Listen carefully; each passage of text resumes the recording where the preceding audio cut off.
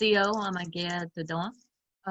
My real name is Water Woman. My English name is Vanessa Bolin, and I'm not sure exactly what to call myself, except for I studied paramedic medicine at MCV or at VCU here in Virginia. I rode on the rescue squad. I worked in a ER, and I also am really strongly believing in holding on to my culture, to practicing the things, to honoring all of my ancestors, because I am actually a mutt.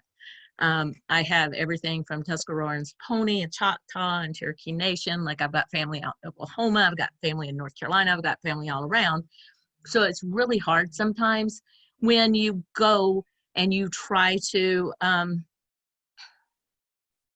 do all the things, but I always try to honor my ancestors.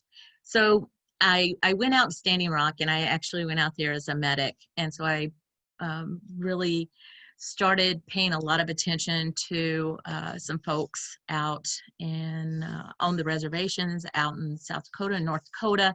I started working with and helping out. Actually went out as a medic and worked for or with Brian Deans, who has the Old Seri project in Pine Ridge, which is permaculture and sustainable building. And I call them earth shelters, building into the ground and doing amazing things. And while I spent a lot of time out there, I began to realize some things. Our people have a real problem with food, not just having food sovereignty, because people like Brian are working really, really hard on those things, and people do grow their own gardens, and these things are going on. But what I found kind of made me mad, that people did not have access to grocery stores. People did not have access to healthy food. So you had to go to a convenience store. And while I love hot Cheetos and Mountain Dew as much as the next person, it's really not healthy. It's not something you should have to be doing every single day. You shouldn't be buying bologna. You shouldn't be eating hot dogs. If a banana and an apple are the freshest fruit you can get, you're missing out, because food is medicine and you need to eat a rainbow. So the last time I was out in Pine Ridge, not this past summer because of COVID, but before, I hope this picture comes up. I don't know if you can. This was in the grocery store. And that is a pizza. It's a big size pizza. You can't really see it, but it's $1.99 for a family size pizza. And I was like, oh my gosh, that's a really good deal. Until I walked over and saw this. That's a head of lettuce that is priced at $2.25. And I went, we got a problem. And then I started looking. These are mushrooms labeled at $3.39. Then cilantro, $2.15. Our people are literally being killed by a system that has set up to make them fail. So I really started focusing a lot on food sovereignty and growing a garden and land reclamation.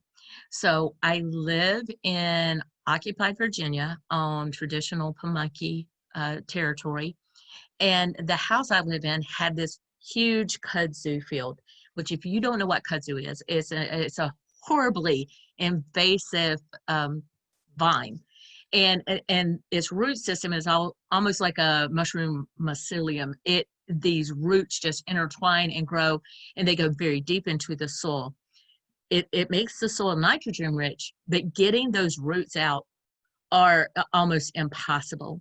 Well, for 3 years, I sat and I looked at that field, and I was like, that could be growing food for this community, because the neighborhood I live in is a food desert. Just like out on reservations, people have to get on a bus, they have to drive a car, they have to walk a long way to go to a grocery store, or either they have the choice to shop at the convenience store, which do not give you the options you need to stay healthy. Mm-hmm. There's a high rate of diabetes here, there's a high rate of heart disease, and it all boils down to an unhealthy diet.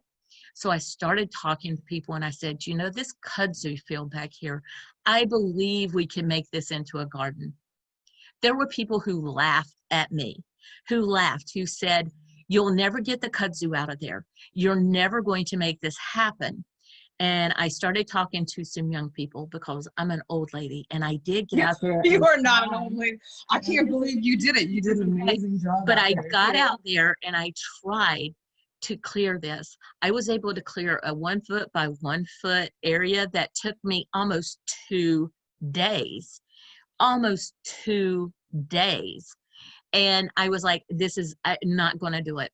So I talked to some young folks who came out with machetes and with hose and with axes, and they went to town. We were able to clear with the cooperation of a whole bunch of young people, white, black, Hispanic, Asian, young, old, got out there and they hacked away at this kudzu. Then a white farmer came with a plow and he plowed the field and those roots came right out. We did not throw those roots away though. We harvested those for medicine because even those invasive plants can be used. That's really important. Yeah. So and it's all around us. Exactly. We've forgotten that there is food growing all around us, that there's medicine growing all around us. But when we tilled it up, we started planting. And this year, for the first time in this very neighborhood, now there are other community gardens around. Duran Chavis, yeah. One of my heroes. Oh my gosh, Duran Chavis is amazing. He is putting up food everywhere. He is putting up community gardens everywhere, and he had one not too far from the community roots that we started. But I look to him, people like Amyrose, as my inspiration, as my heroes of what I can do. But our community, you're so inspiring to me too. And really what she's done is absolutely amazing. I was shocked when I saw the transformation of this field that was just sitting. She's grown hundreds and hundreds of pounds of food in the middle of downtown Richmond. Well, this is the thing. If I can do this, and if I can see the potential of this, you can do it too. So the thing about this garden is that a small portion of this garden, the land actually belongs to the house I'm on. The rest of it belongs to the city. I'm just letting you know straight up, as an Indigenous person, I've reclaimed my land. I am taking it back. I'm going to feed the people. I'm going to be out there and do the work. I will stand and guard it if I have to. But the good thing is I don't have to, because once people got the vision of what is happening, not only did they step up and plant and harvest and clear and make these things happen, we're expanding that garden. We're going to take more of these empty fields, these empty spaces, this land that was literally stolen from us, and we're going to make it viable, and we're putting it back into the hands of the people, because nobody should starve. Not one single solid person should go to bed at night hungry. I know that as a child, I did. I went to bed with that gnawing feeling and having a glass of water to drink. That is miserable. No child, no adult should be without food.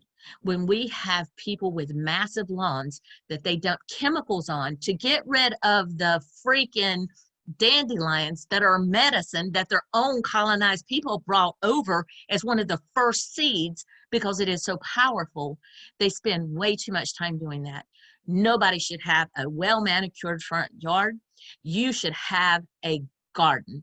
You should have food growing that every person who has no home, has no food, can walk by.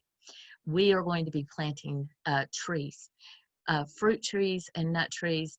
They're not things that I'm ever going to see come to fruition, but I'm planting for that next 7 generations. I'm planting for every child, every person who lives in this community, that they can go and forage for wild berries. They can go and pick fruit. They can have this beautiful garden where they can plant and harvest at will what they want. What you're really correcting is when the colonizers came here, they controlled our people by controlling the food system. Oh yeah. Oh yeah. I mean, you're fixing that for the next 7 generations of people. Yeah, absolutely. I am horrified. I have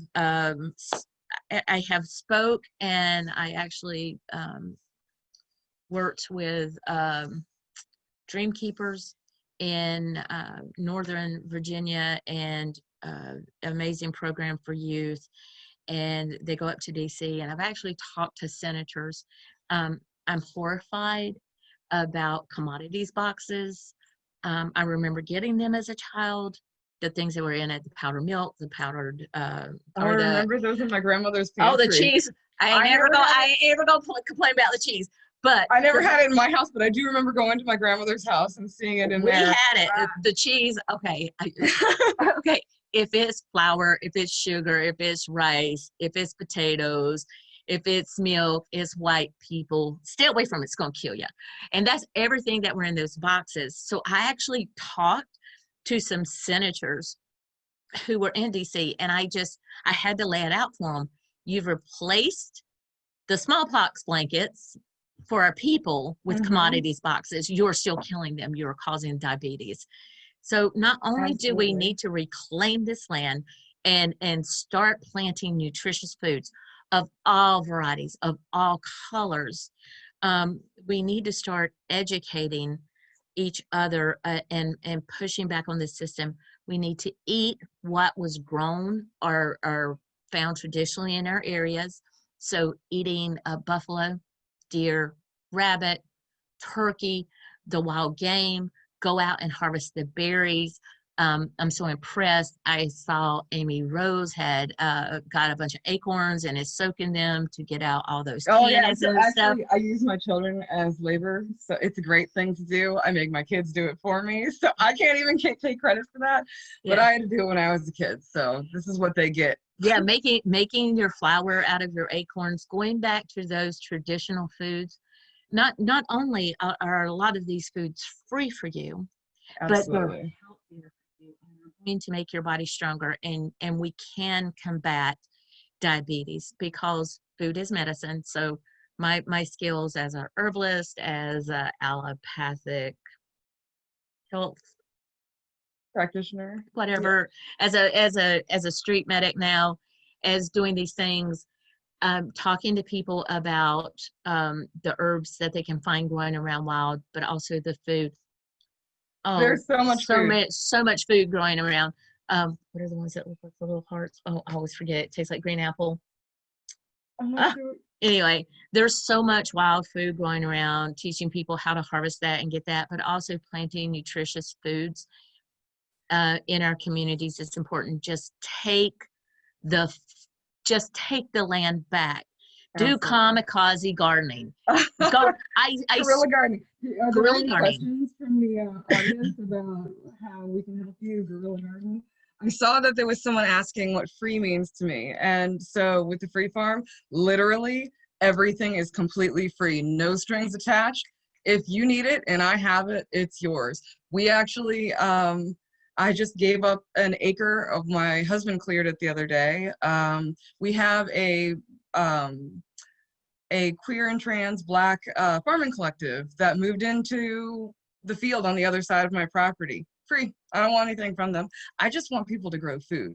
We are going to put some buffalo over there on that side next year, but everything is completely free because it's so important. I want nothing for it because I feel like making people's lives better, it doesn't impact me personally immediately, but it is good for everyone else around us in the future.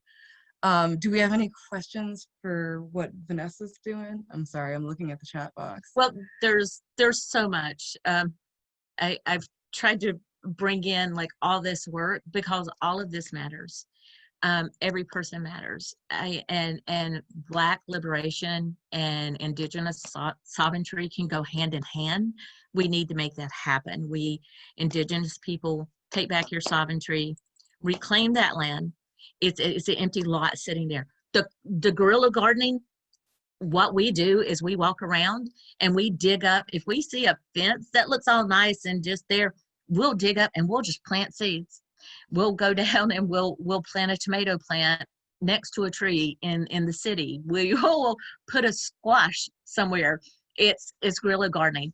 Plant an apple tree in kind of an out of the way place in a park, and make sure you let your community know, hey, there's some free food going over there. Like, just do the things. I love people. I see people out there asking permission. Can we grow a food forest? Can we do a garden here? Can we do this? No, no, no. Just you do are it. on stolen land. I'm taking it back. Absolutely. We're doing the thing. That sounds really bad. That's way too radical for some people, but I absolutely believe that the only way we're ever going to be truly sovereign is if we just do it. Absolutely. Unfortunately, because of, and I'm not trying to like get down on capitalism all the time. I'm a business owner. I practice conscious capitalism where I give away about $20,000 a year to help my community. But because it's not able to be exploited and it doesn't create income for anyone, it's looked down upon or frowned upon. That's bullshit. You should do it. She's right. Don't ask permission. Just grow the food. Just take the food. All the medicine. So also, when I talk about food as medicine, and everything in our garden, not one single cherry tomato has been sold. It is all free for the people to come and get. If we see stuff coming in, we pick it. Sometimes we preserve it so we can take it to our elders who can't get there, or we just gather it up. We have a place we set it and say, take it. It always gets gone. Our medicine, the same way. When we do our herbal medicine, when we go out in the streets and they're checking the blood pressures and doing the things, and somebody needs our care, if they've got a cold, if we've got some herbal remedies that can help them, we talk to them, make sure they aren't taking anything that's going to be a contraindication, and we help them, and it's all free. We have got to practice free food and free medicine to free the people.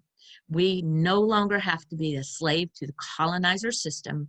We have a right to be sovereign people. We just have to have the belief in ourselves and in our ancestors and what we know, and take that back. We've been so brainwashed to think that we need all of these things and all of this stuff, and everything needs to be transactional, and there needs to be money involved in everything. And that's not true at all. And I've seen her, I've witnessed her. She is the real deal. I've brought food here and it has gone right back out the door and been distributed throughout the community because she has the connections. I don't live in town, so I just bring the food from the farm, and she actually walks the walk, and like that. That was a bad cliche. But she actually walks the walk, and it is so inspiring. But it's about getting out there and knocking on the doors and knowing your community. Know the situation. I get really frustrated at that European, that colonizer, I-centric mentality that seems to be so prevalent in communities. It's about the we. And if we don't care, if I don't care, if we don't care and go out and knock on that door and say, hey, I noticed you haven't mowed your yard. Can I help you out with that? Let's do that. That could be somebody who's elderly, who is no longer able to get out to do it. Hey, I have some vegetables. Not, can I feed you? It's like, I have some vegetables, and they're way grateful. And eventually you learn the people without being invasive, without being disrespectful, of, hey, I have this, I thought you might like it, and they're way grateful. And then they turn around in their time of needs and say, I have a need, can you help me? And we, in a good way, in a private way, take care of those needs. It's about getting out there and doing the work, being in the community, just showing up, being present, saying, hey, I heard you had a cold, I'm making some chicken noodle soup and bringing you some herbal tea. I'll give me your address. I'll be there in 20 minutes. Like, these things are what we have to do, because pride, unfortunately, is a real thing as well. Showing compassion without judgment, even for our addicts. The kudzu root that we had talked about, we pulled that up. So the kudzu itself, the leaves can be turned into jelly. It's edible, these things, but that root is medicine. That root was dehydrated and are dried out. We chopped it up. It is used for alcohol addiction. 3 cups of that a day can help somebody with alcohol addiction fight it. So making big mason jars. Y'all want to send me some mason jars? They're impossible to find, but big mason jars big mason jars and passing it out in the community and say, drink this 3 times a day, drink it all. That really helps. So knowing that these invasive plants, these things, what you can use as medicine, it all matters. I don't know if any of what I just said made any sense. No, it did. It was great. Except, It does all matter. So here's one question. I think it's, so we're answering the question about pollution on urban soil. And I think that makes it even more important to plant more things, because the plants will clean things up to some extent too. Yep. Road cover.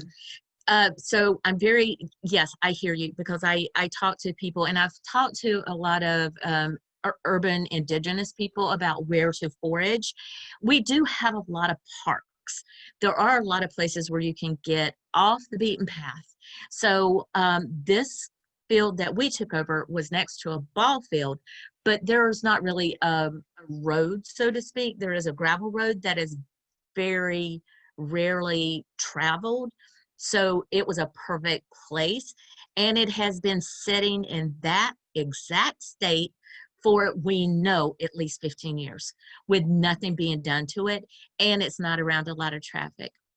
If you have, and y'all can argue all day, if you live in an urban area and the best you can find is a small lot in between 2 buildings on a busy road, I'd rather see you planting food there and eating something that is somewhat healthy, as opposed to eating Cheetos and Mountain Dew from the store. And even if it's in between 2 buildings and it's shady, turn that shit into a lettuce factory or a spinach factory. Yep, raised beds. I will send you lettuce seeds, so reach out to me. I really mean it when I said free farm. Yep. Everything is free. I just sent a package off to the Tuscarora Reservation in Lewistown, New York last week. Yep. Everything is free. Yep. And it's so important.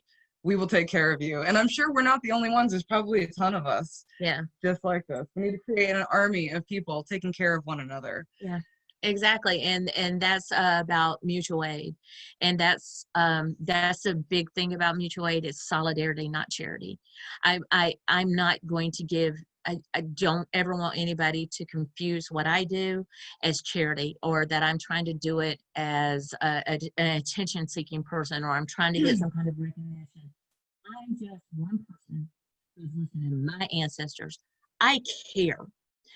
They survived so that I could be here today to do this. I'm going to honor them, but I'm going to honor my next 7 generations, that if I don't do this, if we don't do this, we're not going to have future generations. We have to work together. We have to show solidarity without judgment, without expecting anything from it. If you're doing any of this work and you expect something from it, you're in it for the wrong reason. If you aren't just doing this work because you care, then don't do it, because we need solidarity right now. There's enough charities out there, and they're screwing it up really bad and hurting people. We need solidarity, not charity. Yeah, that's a really good point. Just a couple days ago, my husband and I were having a conversation about the nonprofit, and he said he wants to take the words "in need" and "needy" off of all of our marketing materials and off of the website. And I haven't done that yet, but we are going to do that, because he doesn't want anybody that we work with to ever feel like they're in need or they're a charity case, because of exactly what you're saying. Exactly. And we're all, face it, in need of something, be it healing in our heart, in our mind, in our body. We need a place to live. We need community. We need our language. We need our songs. We need something. We're all in need of something, but what we all can offer is solidarity. I see you need that. Here, I need something too, but here you go. I have this. What you got? Let's trade that off. I appreciate Amyrose has brought me things that we were not able to grow in our garden, and chickens and roosters. I swapped those out. Yeah, we did, but right now I don't have anything other than solidarity that I can offer to Amyrose right now. But you offer me your love. I do. And that solidarity and support is what I have to offer right now. Who knows down the road, as I grow as a person, as a herbalist, as just as a gardener. I wish you guys could see the other side of this room because there's a wall of medicine like I've never seen before in my life. You need to give yourself more credit. Yeah, it's about solidarity, and all that medicine is free to the people. We just got to help each other. I don't know. Colonization has stolen a lot from us. I'm pissed about it, and I'm reclaiming what's been stolen from us. And I'm doing it not for myself. I'm doing it for my grandchildren. I'm doing it for your children, for you, for their grandchildren. I refuse to be a statistic. I refuse to stand by and watch the colonizers continue to oppress us. So, I think that's pretty good. yeah, if you got any questions, be glad to try to answer. Any questions? Yeah. And anybody out there trying to grow a garden, anybody doing any kamikaze gardening, guerrilla gardening, just have any questions about that? Here's a mind killer. Don't be afraid. Just go for it.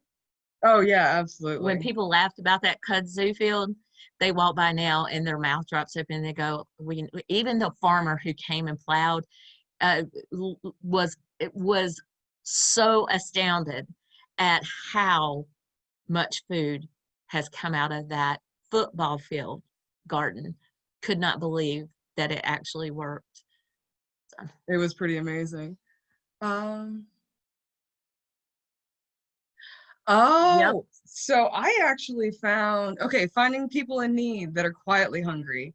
So I actually have had a lot of people, because they know what I do. I actually don't have a ton of followers on Facebook or Instagram because I'm not really one of those, look at me people. But everyone that knows me knows what I do. And I've had a lot of people send me connections privately. And that's worked really great because statistically, 27% of all food insecure households, black, white, red, yellow, all the different colors, do not qualify for SNAP. Right. That's horrific. 27% of families that are hungry. That's crazy to me that they have to, a third of the people have to choose between gas or food.